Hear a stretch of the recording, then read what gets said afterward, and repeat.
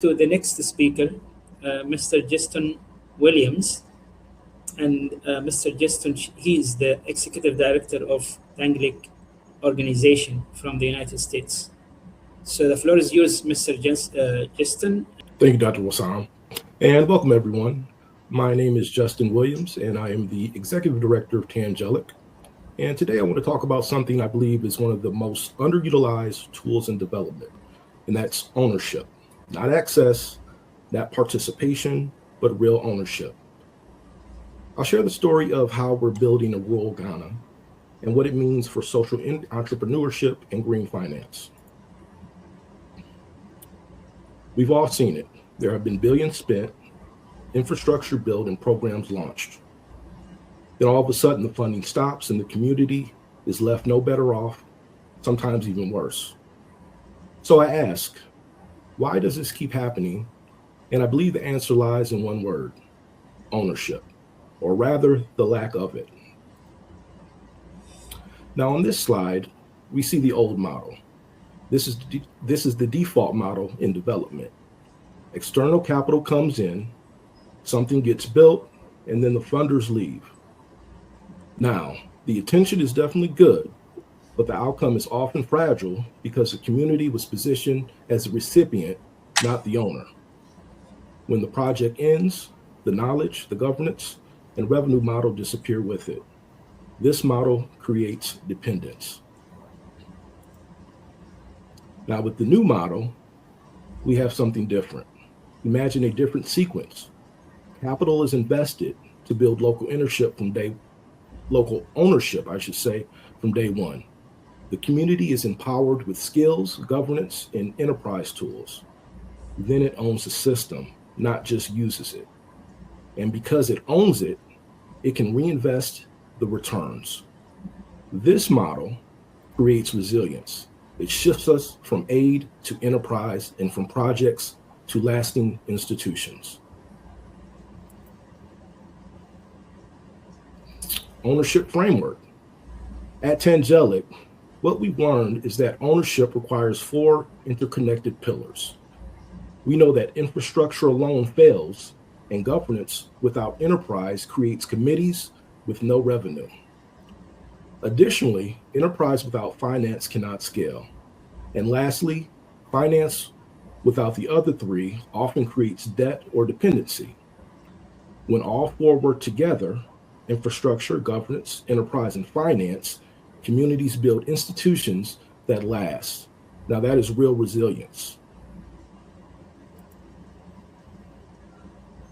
In rural Ghana, women and girls walk hours every day for firewood. The smoke damages their health and the forests disappear. Now this is usually framed as an environmental crisis, but is also an economic one. These challenges represent real market demand. The communities living with them can't be the builders and owners of the solutions, but these are markets that must build ethically. This is where climate action and social entrepreneurship meet. I personally know firsthand the good ideas exist and real demand exists. What often is missing is the right kind of capital, social enterprise, and community-led initiatives in the Global South are not starving for solutions. They are starving for patient, blended, risk-tolerant capital that understands last-mile realities and is structured for ownership, not extraction. Looking at this slide here, this is how we think about moving capital from grants to sustainable community ownership. It starts with the foundation grants that provide the model. Then we move on to catalytic capital that absorbs the first losses. Concessional finance guarantees and helps scale. Lastly, commercial capital can eventually participate because risk has been reduced. At the bottom sits community revenue and reinvestment, the ultimate sign of ownership. This is blended finance that actually works at the last mile.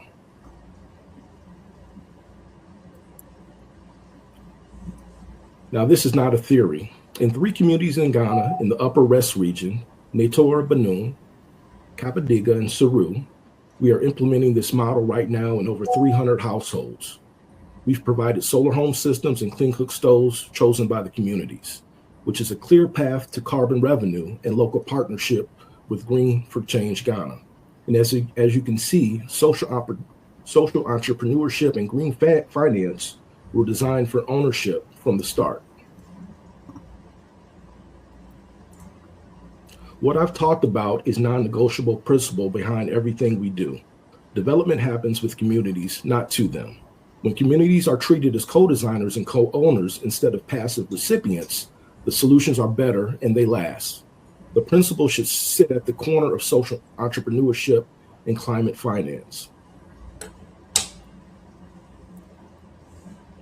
Unfortunately, women often carry the heaviest burden of energy poverty.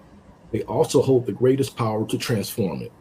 In our model, women are centered in enterprise, governance, and revenue sharing, not as beneficiaries to be protected, but as builders. When women own part of the system, the entire community becomes more resilient. This is both value-driven and strategically smart. Access versus ownership. Access creates opportunity. It opens doors, but access alone keeps communities in permanent state of receiving. Ownership creates prosperity.